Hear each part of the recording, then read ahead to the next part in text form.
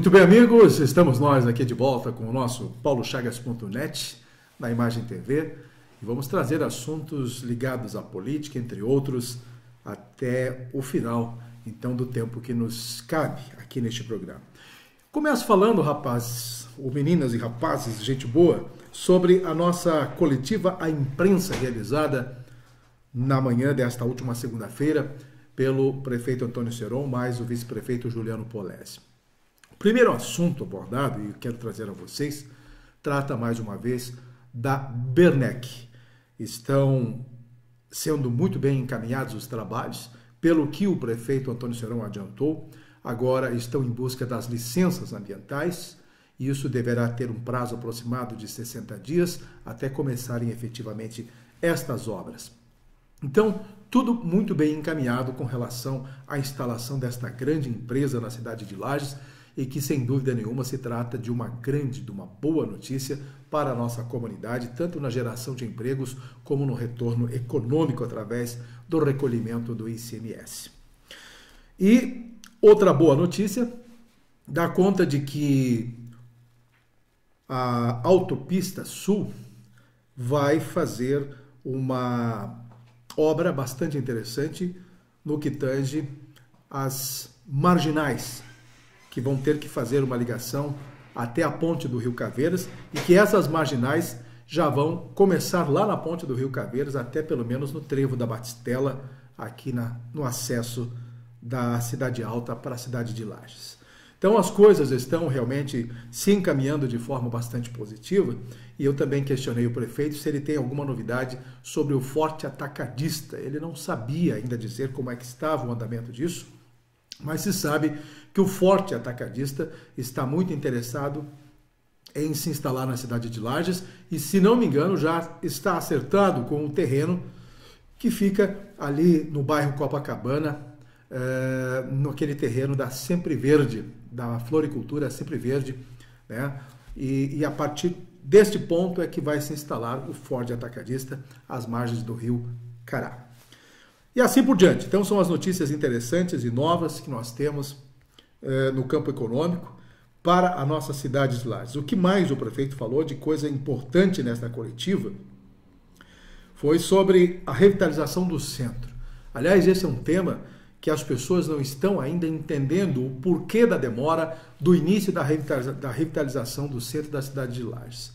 Bom, estava para ser aberta a licitação, aliás, os envelopes de uma licitação, quando foi suspensa a abertura desses envelopes, e uma nova licitação foi feita para que se houvesse uma adequação. Havia alguma coisa errada nesse processo, e então pararam um dia antes da abertura dos envelopes para fazer este ajuste do projeto da revitalização do centro, para que a licitação então fosse completada de forma diferente. Então, aberta uma nova licitação, ela se inspira lá pelo dia 10 de setembro.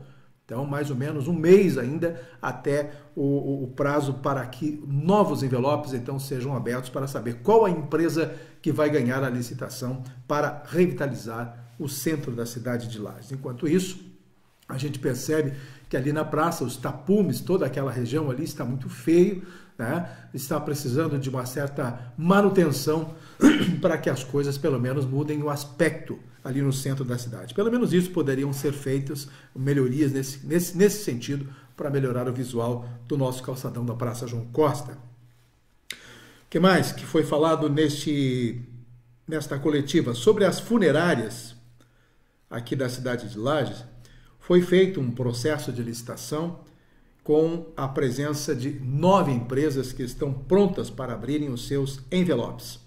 Mas, pelo que a gente sabe, o Tribunal de Contas do Estado de Santa Catarina pediu então para que houvesse uma suspensão, para que fosse feita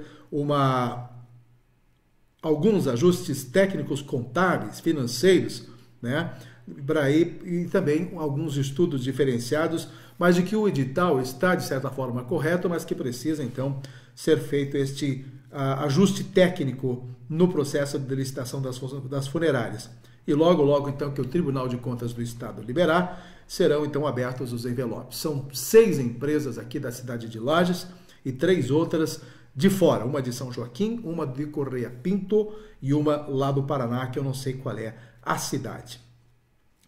Vamos ver o que mais que foi colocado de coisas importantes. O SAMT, por exemplo, o município está pedindo de volta o patrimônio do SAMT, que, segundo se sabe, pertence, então, à prefeitura, pertence ao município, e ele não poderia ser vendido por terceiros para uma empresa também de terceiros. Então, não se sabe agora como é que vai ser feita a reversão, mas pelo que se sabe, a prefeitura está com o processo bastante adiantado, uma vez que tanto o prédio quanto o terreno pertencem à Prefeitura Municipal de Lages. E que o dinheiro, pouco mais de 1.200.000, 1.300.000, que foi vendido esse espaço para pagar dívidas trabalhistas da SAMT, não se sabe, então, como será feita a reversão, se a prefeitura vai devolver o dinheiro a esta empresa, como é que vão ficar as dívidas trabalhistas, sabe-se que esse dinheiro está sob júdice e não pode ser, por hora, mexido, mas a prefeitura está pedindo de volta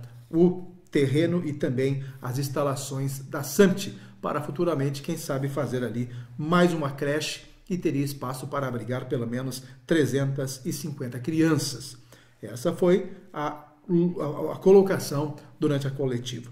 Foi também feita uma pergunta a respeito do terreno lá em Índios, aquele famoso terreno que era para a instalação da Sinutruc e que agora, recentemente, nós tínhamos um projeto para a instalação de um business park. Uma empresa estava buscando a ideia de instalar lá um grande complexo industrial, logístico, comercial e fazer de lá, então, um ponto de referência dos negócios aqui da cidade de Lages, a exemplo do que tem lá na cidade de Joinville. Então, esse Business Park parece-me também que bateu na trave e não estará mais sendo executado aqui na cidade de Lages. De qualquer maneira, então, sem nenhuma serventia esse terreno em Índios, a Prefeitura de Lages, que não está pagando as prestações, que eram cerca de R$90.000 por mês, não está pagando as prestações, está propondo a devolução para o Estado de Santa Catarina e o Estado, por sua vez, repassar então esta área para a EPAGRE fazer os seus experimentos, uma vez que a EPAGRE está precisando de um terreno novo aqui na cidade de Lages para fazer os seus experimentos, e esta área lá em Índios encaixa muito bem nos propósitos da empresa de agricultura aqui do estado de Santa Catarina. Então tá aí, o município assim fica então sem precisar pagar este terreno, já que está em processo de devolução, e a prefeitura não teria mais então o incômodo da preocupação de pagar esse terreno, se livrando definitivamente desta área que não tem mais o seu interesse. Muito bem, vamos adiante. O que mais que nós temos aqui rapidamente sobre a coletiva ainda? Há uma questão bastante interessante e que a gente acabou observando muito no comportamento do prefeito Antônio Seron. Ele está bastante incomodado com as críticas que hoje acontecem sobre o município e ele até não tem tanta preocupação com a crítica em si.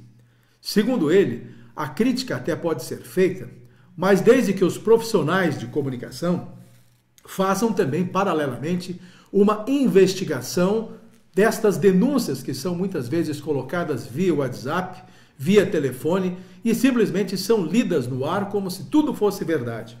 E aí o prefeito está incomodado nesse sentido, que a cada crítica que entra num WhatsApp ou num telefone, precisaria, de certa forma, de uma investigação jornalística. E ele faz um aceno para que os profissionais da comunicação sejam mais investigativos e não trabalhem simplesmente lendo tudo o que chega ou largando no telefone tudo o que se quer com relação ao ouvinte nas rádios. E é uma verdade. A pessoa liga, já simplesmente vai para o ar, fala o que bem entende e puf. Manda uma mensagem no WhatsApp e a mensagem é lida na hora, sem a checagem se isso é verdade ou não é verdade, mas sempre quando é lida é passada como se fosse verdade. Então é nesse sentido que o prefeito está bastante incomodado, porque não existe a investigação. Aí o pessoal do rádio diz, não, mas está lá à disposição para os senhores justificarem se é verdade ou não é verdade. Mas para efeito jornalístico, e a gente que é profissional do campo, sabe que a resposta tem que ser imediata. E a prefeitura não pode ter um plantão, né, para ficar respondendo todas as colocações dos ouvintes, seja via WhatsApp ou seja via telefone.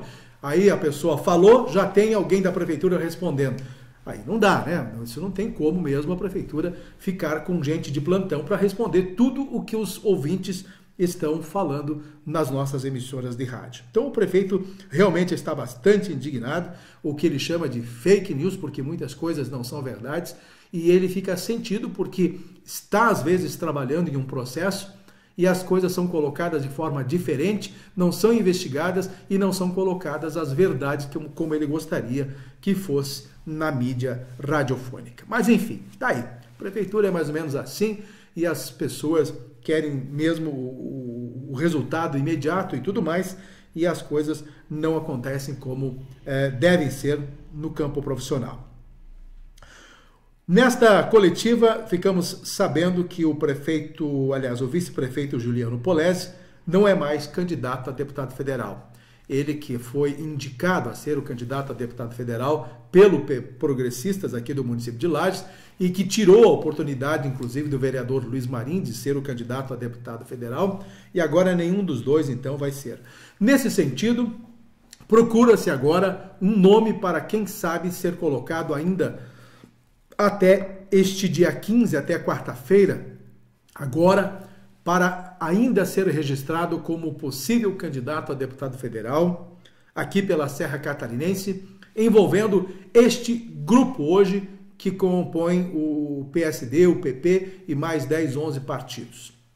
Então, esta é a preocupação e quem sabe, então, neste grande encontro que está sendo organizado para o lançamento das candidaturas do PSD e também de todos os candidatos ligados a esse grupo da coligação, que hoje engloba o PSD, o PP, o PSD, aliás, o PDT, entre outros partidos, são 11, na verdade, partidos, e nesta coligação aqui é trabalho que tem o candidato Gelson Merizio. A grande largada será então nesta quinta-feira, por volta das 7, 7h30, no Centro Serra, e eles pretendem reunir um grande número de apoiadores a este projeto de eleição neste ano de 2018, com esta largada aqui na cidade de Lages. A escolha do município de Lages decorreu devido à posição, estratégia geográfica que a cidade de Lages tem, e aí então as pessoas de outros municípios poderão vir com mais tranquilidade. Se fosse num extremo, fosse em Chapecó, por exemplo, a terra lá de Gelson Merizio, seria muito complicado as pessoas de Joinville, Criciúma, Florianópolis se deslocarem para lá pela distância. Assim, fica nesta posição geográfica de Lages para atrair os municípios de todo o estado de Santa Catarina, e a expectativa é de que caravanas venham, mesmo sendo num dia de semana, quinta-feira à noite, no Centro Serra. A expectativa é de que um grande público, não vão fazer nem as divisórias lá no Centro Serra para realmente abrigar todo o pessoal que está sendo esperado. Todo um trabalho, então, de divulgação está sendo feito para ver se lota aquilo lá, porque aí, afinal de contas, é a largada da campanha e a preocupação é levar gente. E é isso que eles estão fazendo, trabalhando para levar muita gente a acompanhar o lançamento. E lá vão estar os principais, então, nomes desta coligação, com o Gelson Merizio cabeça de chapa, o Kleinubin, né, o João Paulo Kleinubin como vice-governador, os dois candidatos ao Senado, Esperidião Amin e Raimundo Colombo, os candidatos a federais, os candidatos estaduais e tudo mais. Os outros partidos, claro, também estão aí organizando os seus lançamentos. Eu sei que o MDB está planejando fazer um grande ato na cidade de Joinville neste próximo domingo, também levando muita gente para poder marcar positivamente então o lançamento da candidatura ou das candidaturas do MDB de Santa Catarina. Então, com relação à coletiva, entre outras coisas, da Prefeitura Municipal, a gente passou então a régua. Parabéns à Amures, que completou neste último dia 10 de agosto 50 anos de atividade. Ela foi fundada no dia 10 de agosto de 1968 e é composta por 18 municípios aqui da Serra Catarinense. A Amures, Associação dos Municípios da região da Serra Catarinense. Está aí então para vocês um registro apenas. Eu quero fazer aqui uma parte com relação ao festival gastronômico que já abriu na última sexta-feira e que prossegue até o dia 30 de agosto agora, com 35 restaurantes. Eu quero fazer um convite especial a você que procure entrar na página do Festival Gastronômico da cidade de Lages, festivalgastronômico.com.br, se não me engano esta é a página, mas procure ali Festival Gastronômico da Rede Lages que você vai encontrar o site e conhecer aí os 35 restaurantes e também todos os pratos que estão sendo confeccionados para que você possa saborear uma iguaria diferente em termos de gastronomia aqui na nossa cidade de Lages. Parabéns aos organizadores que conseguem assim promover muito e muito mesmo a nossa gastronomia serrana, com grande destaque para os pratos inéditos elaborados especificamente para promover então este evento de gastronomia aqui na nossa cidade. E você pode aproveitar visitando então estes restaurantes e tem um presente, inclusive, se você visitar 6 restaurantes diferentes e ir lá comprovar pelo cartãozinho, né? Tem um bloquinho ali onde você vai marcando a sua visita, você ganha uma tábua de churrasco com faca, inclusive, e aquele garfo comprido. Então, nesse sentido, está tudo tranquilo com relação ao Festival Gastronômico. E isso é realmente... Aliás, por falar em Festival Gastronômico, eu só não tenho aqui os dados, mas Urubici promove um festival de peixe, ou seja, da truta, um festival gastronômico embasado na truta. E aí, então, todos os pratos dos restaurantes, hotéis, tem lá no cardápio a truta. Então, é algo muito bacana que um dia, quem sabe, a cidade de Lages possa promover também um festival gastronômico envolvendo a truticultura aqui no nosso município, uma vez que é o principal produtor de Santa Catarina, o município de Lages, com relação à nossa truta. Eu tenho participado na cidade, aliás, na universidade, do curso de jornalismo. Eu faço parte do curso de jornalismo da universidade, estou hoje na 3ª fase ali da Uniplac, e um dos assuntos recorrentes dentro de sala de aula é realmente o fake news. E isso tem ganhado uma proporção no mundo inteiro gigante. As notícias falsas e tidas por muitas pessoas como verdadeiras, porque o cidadão comum, basicamente, que não tem uma ideia mais genérica com relação ao que é a profissão do jornalismo, ele recebe uma informação no seu WhatsApp, no seu Facebook, no seu e-mail, e automaticamente ele não tem a noção se é verdadeira ou falsa. E acaba, então, nesta questão, multiplicando ou repassando para outras pessoas, fazendo aquele efeito, então, de bola de neve que aumenta cada vez mais. Então, o fake news hoje está sendo considerado como um câncer, uma doença maligna no meio do jornalismo, e para combater isso tudo, os profissionais de imprensa estão procurando realmente trabalhar da melhor maneira a divulgação de suas notícias, sempre acrescentando a fonte de onde ela foi buscada e pesquisada.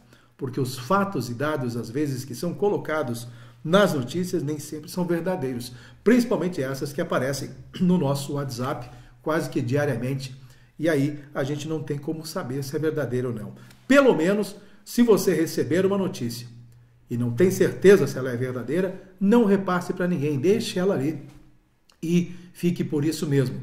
Mesmo que você acredite que aquilo ali é verdade, não repasse para ninguém, porque estaria então multiplicando as notícias falsas. A não ser que você tenha realmente muita certeza da fonte e que aquilo ali é realmente verdadeiro, e aí você poderá repassar. Mas a notícia falsa hoje está incomodando não apenas os políticos, não apenas a classe política, mas toda a sociedade mundial está preocupada diante desta questão. E agora, nas eleições, então, o que virão de notícias falsas? Vocês estarão ouvindo notícias e lendo notícias de candidato X, candidato B, candidato C, e aí você vai dizer, meu Deus, olha só, esse candidato fez isso. Sabe-se lá se é verdade ou não é verdade. Então, procure não multiplicar o que você não tem certeza ao receber no seu telefone e assim por diante. Mudando de assunto de novo. Eu estou gostando de ver uma coisa aqui na cidade de Lages. Eu tenho observado os postos de gasolina, alguns deles estão baixando o preço da gasolina, eu não sei como é que esse fenômeno está acontecendo, eu acho que até em função da aproximação das eleições, estão segurando aí os aumentos da gasolina e, inclusive, fazendo com que haja redução do preço da gasolina. Então, tem postos que estão com R$ 4,08, 4,09, 4,14, 4,16. Você já não vê mais os postos de gasolina com 4,29, 4,33. Então isso, de certa forma, é uma coisa positiva, porque nos dá um alívio, digamos, porque o que você gasta hoje com combustível é muito valor, um valor bastante alto, é muito dinheiro. Então, com a redução dos preços da gasolina em alguns postos na cidade de Lages, tem sido então uma boa notícia para quem precisa andar no dia a dia com o seu veículo. Conversava agora há pouco com o meu amigo J. Damasceno e a situação do Juarez Matos, que acabou assumindo a Agência de Desenvolvimento aqui do município de Lages, a nossa ADR, Agência de Desenvolvimento Regional, né? E ele foi simplesmente colocado lá. Não tem poder de caneta nenhum, não tem representatividade, porque não tem um centavo para ser gasto, e não se sabe qual vai ser a participação da ADR ou de todas as ADRs do estado de Santa Catarina, porque os secretários regionais realmente não têm nenhuma importância mais nesse período final do governo de Eduardo Pinho Moreira, e esta representatividade ela é muito insignificante, digamos assim, diante de um contexto político. Então, Juarez Matos com certeza não está satisfeito de ter sido indicado como secretário regional, vai ficar lá como uma figura decorativa, segundo ele, e isso então o torna bastante distante deste mundo político. A gente sabe que ele estava cheio de planos, buscando a possibilidade de ser o candidato a deputado estadual aqui pela Serra Catarinense, o que acabou não acontecendo. E ele então foi simplesmente colocado na ADR, e a gente sabe que lá ficou apenas um espaço para que ele permaneça vivo no campo político, se é que vai ficar tão vivo assim, até o final de dezembro, dia 31 de dezembro, quando encerram então todas as atividades desse atual governo do estado de Santa Catarina. Então o Juarez Matos está lá bastante triste, bastante chateado por simplesmente estar sendo como colocado, jogado num lugar como uma figura decorativa, sem o poder da caneta e muito menos sem dinheiro para qualquer tipo de investimento, principalmente agora, neste período eleitoral. Outra grande e boa notícia foi, sem dúvida nenhuma, a extinção do salário vitalício a governador. Um projeto do deputado estadual Padre Pedro, e que fazia parte da emenda 75, então o artigo 155 autorizava o pagamento de um salário vitalício aos governadores de Santa Catarina. E não precisava ser o governador eleito, bastava assumir alguns meses, como acontece no final de mandato. Por exemplo, saiu Raimundo Colombo, está com o seu salário vitalício. O Eduardo Pinho Moreira, que já assumiu também em outra ocasião, assumiu agora o governo por alguns meses, também terá o salário vitalício. Não importa quantos meses, se ele ficar 2 meses e cumprir o mandato com o título de governador, ele então tem o salário vitalício. Será então o último candidato agora, aliás, o último nome do governo do estado de Santa Catarina a usufruir deste benefício, que é uma vergonha exatamente, você simplesmente ficar alguns meses no governo como titular e já se aposenta com o salário integral de governador vitalício, minha gente. Mas isso acabou, pelo menos a partir de agora, do próximo governo, não haverá mais salário vitalício ao governador. Ele vai assumir o governo, vai sair de lá e depois não vai ficar dependendo deste dinheiro público do estado de Santa Catarina para sobreviver pelo resto da vida. E isso, então, acabou. Esta vergonha em Santa Catarina, que de qualquer forma não se sabe se isso acontece nos demais estados da nossa federação, e aí, então, eu não saberia mais dizer a respeito disso. O que mais que nós temos para dizer para vocês? Estamos quase encerrando o nosso programa.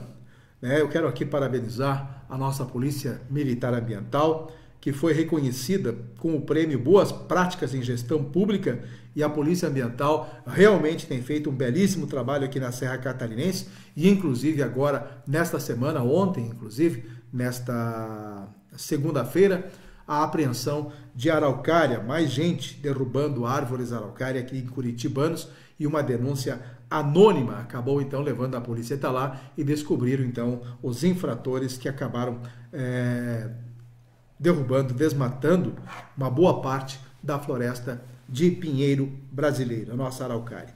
Foi empossada esta semana a nova diretoria da Fiesc, a Federação das Indústrias de Santa Catarina, Fiesc, do estado de Santa Catarina, e o industrial Mário César de Aguiar vai substituir então Glauco José Corte, da presidência da Federação das Indústrias do estado de Santa Catarina. Fica aqui então este registro a todos vocês.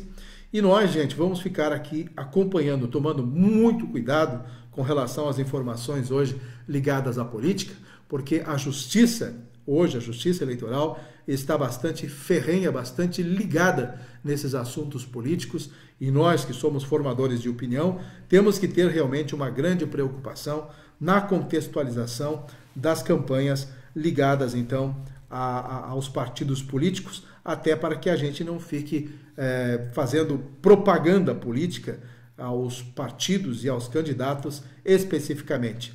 Uma coisa que eu tenho a dizer a vocês, e que estou bastante preocupado, é o fato de que na Serra Catarinense não há ainda indícios de que a campanha Serrano, Vota em Serrano, terá este ano um trabalho de conscientização para que as pessoas possam então fazer a escolha pelos nomes ligados à sua região.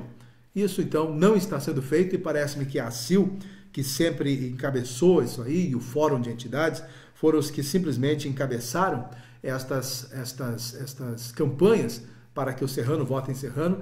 Eles não estão hoje buscando então fazer este trabalho de conscientização. Ficamos à mercê então e buscando, ou pelo menos dando nós aqui no campo da comunicação, informando a vocês para que procurem escolher pessoas ligadas à sua região para que nós possamos garantir a nossa representatividade. Só para encerrar, eu tenho acompanhado muito a vida do deputado João Rodrigues, do PSD, que continua preso no presídio da Papuda, em Brasília. Ele posa na cadeia e vai para o Congresso trabalhar como deputado. Só não pode viajar. Ele continua ainda sendo candidato a deputado federal e vai tentar recorrer através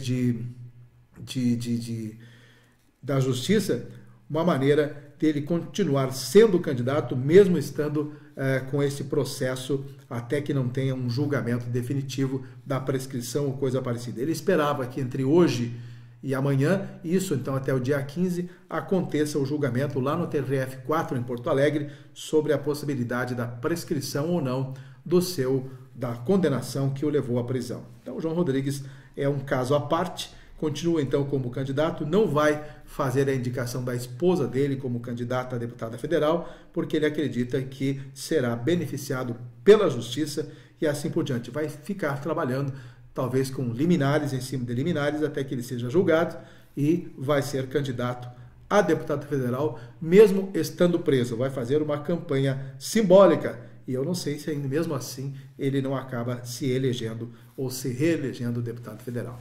Tudo é possível. Tá bom, minha gente? Com esse frio todo que nós estamos passando aqui na Serra Catarinense, mas vamos sobreviver se Deus quiser. Um grande abraço a vocês e até a próxima semana, se Deus quiser, com mais um paulochagas.net aqui na imagem. Até lá.